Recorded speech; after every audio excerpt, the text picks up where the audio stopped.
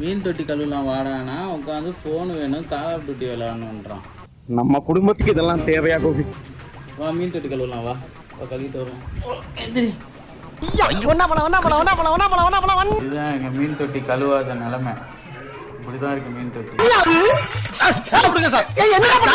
வாங்கின போது பலப்பலான்னு இருந்துச்சு. சரி எடுக்கலாமா? ஒரு பக்கெட் எடுத்துட்டு வா. அதில் கொஞ்சம் நல்ல தண்ணி பிடிச்சிட்டு வா. பல மாதங்கள் ஆகிறது இந்த மீன் தொட்டியை கழுவி.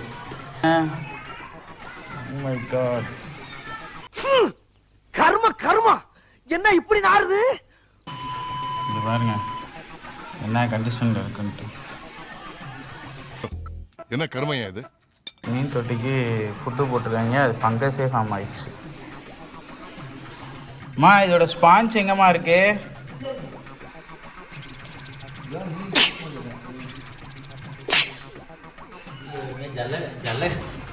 மீன் வேலை இல்லாமல் ஜல்லடையை போட்டு பிடிச்சிருக்கோம். ஐயோ சாமி வேற கூட்டு போங்கடா. தளபதி மாட்ட மாட்டாங்க. நான் பிடிக்கிறேன்னு சொன்னேன். பிடிச்சிட்டேன்டா அஜிக்கு வச்சுட்டு போயிட்டாங்க.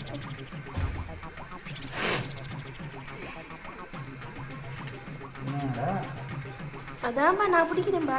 பிடிச்சிட்டேன்டா. ஐயோ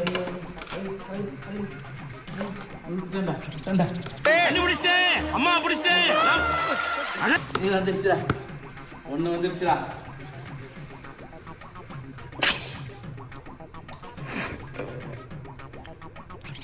எடுக்க கொஞ்சம் 1 மணி நேரம் ஆகும்.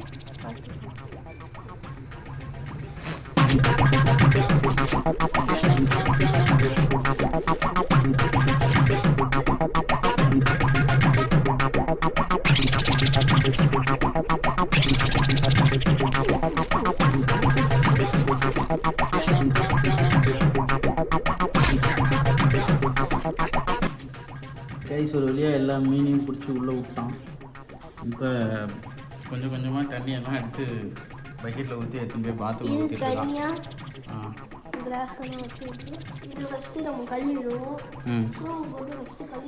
நீங்கள் அது சோப் போட்டு அப்புறமா கழுவிக்கலாம் வைங்க. மீன் தொட்டியில் இருக்க தண்ணியெல்லாம் முதல் வெளியேடுங்க. தண்ணியை வெளியேடுறா. அதுக்குள்ளே பாரு டேபிளெல்லாம் தண்ணி ஊற்றி வச்சுருக்கடா. டேய் உன்னை ஒரு 10 நிமிஷம் விட்டுட்டு போனேன், அதுக்குள்ளே வேலை பார்த்து வச்சுருக்கேன். டேய் மெல்ல மெல்ல என்ன செவருக்கு வலிக்கும். பண்ணு கண்ணாடியில் இடிச்சு உடச்சிடாதாடா.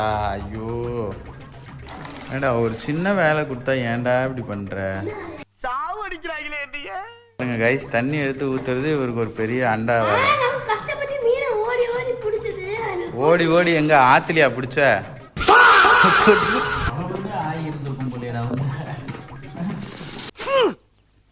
கர்மா என்ன இப்படி நாறுது?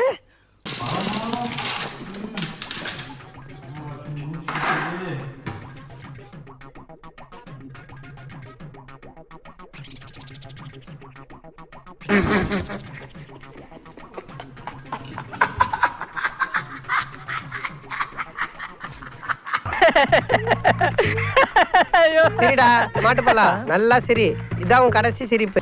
இது அந்த கிளீனிங் பண்ணல பஞ்சு அப்பவே சொல்லுவேன் இதுக்கு எடுப்பான்ட்டு எடுக்க மாட்டாரு. இப்போ அவர்னா அவஸ்தப்பட்டு இருக்காரு. இது ஒரு கவர் எடுத்துட்டு வாடா, கூட கவர் எடுத்துட்டு வாடா.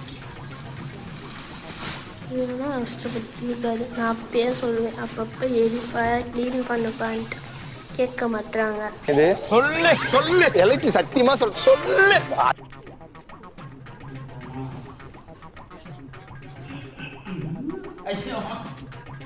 முத்தை திரு பக்தி திருநகை அத்திக்கிற சக்தி சரவண முத்துக்குரு வித்துக்குரு வர என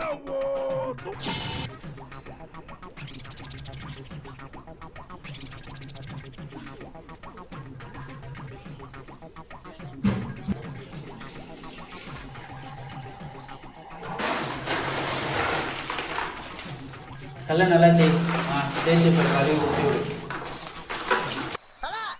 உன் கையை பட்ட உடனே இங்க பாத்திரமெல்லாம் வெள்ளி பாத்திரமா மின்னுது. செருப்பு பிஞ்சிரும். கைஸ் கல்லெல்லாம் ஒரு வழியாக கழுவி முடிச்சாச்சு. மீன் தொட்டியும் நல்லா க்ளீன் பண்ணியாச்சு பலன்ட்டு. I'm always very hygienic, clean and neat.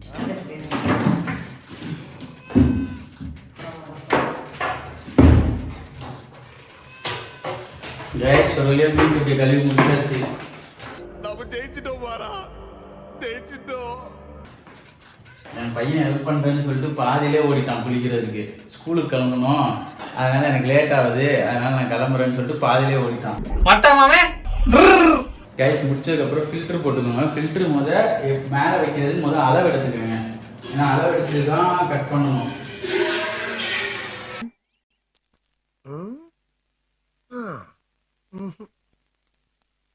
4 pieces.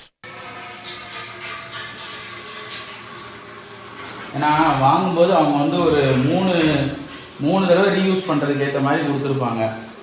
நம்ம ஒவ்வொரு தடவையுமே இது மாதிரி க்ளீன் பண்ணதுக்கப்புறம் ஃப்ரெஷ் ஃபில்ட்ரு மாற்றிக்கலாம். ஆக்சுவலாக நம்ம ஒரு 30 days ஒன்ஸ் ஃபில்ட்ரு மாற்றினாலே ரொம்ப நாளைக்கு தண்ணி கூட சேஞ்ச் பண்ண வேண்டாம். ஏன்னா இது நல்லாவே தண்ணியை சுத்தப்படுத்தும். இந்த மாதிரி வச்சிடணும் ஃபில்டரை. வச்சுட்டு என்ன பண்ணுங்க, இந்த பைப் இருக்குல்ல, இந்த பைப் உள்ள செட் பண்ணிக்கணும். இந்த பைப்பில் இந்த ஹோல்ஸ் இருக்கும். இந்த ஹோல்ஸ் அந்த ஸ்பாஞ்ச் மேலே விழுகிற மாதிரி வைக்கணும்.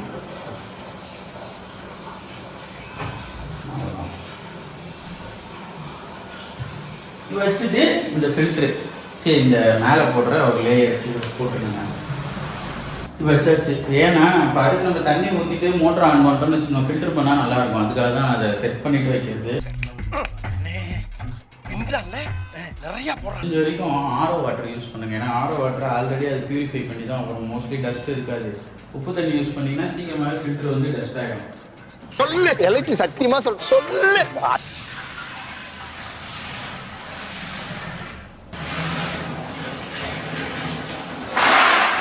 கொஞ்சமாக தண்ணி விட்டதுக்கப்புறமே ஒரு கால்வாசி தண்ணி விட்ட உடனே கல் ஃபுல்லாக போட்டுருங்க. ஏன்னா கல் ரொம்ப வந்ததுக்கப்புறம் போட்டிங்கன்னா கீழே போய் செட்டில் ஆகிறதுக்கு கொஞ்சம் லேட் ஆகும்.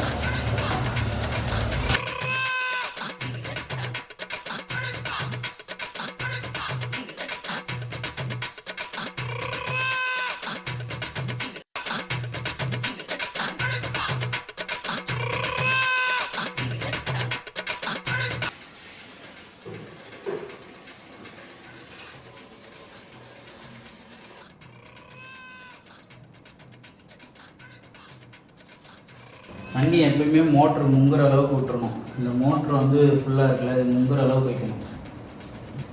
இப்போ மொத்த மீன் இதுக்குள்ளே மொத்தமாக வச்சுருக்கேன். ஏன்னா அப்படியே விட்டுட்டோன்னா மொத்தமாக உள்ளே போய்டும்ல, அதுக்காக.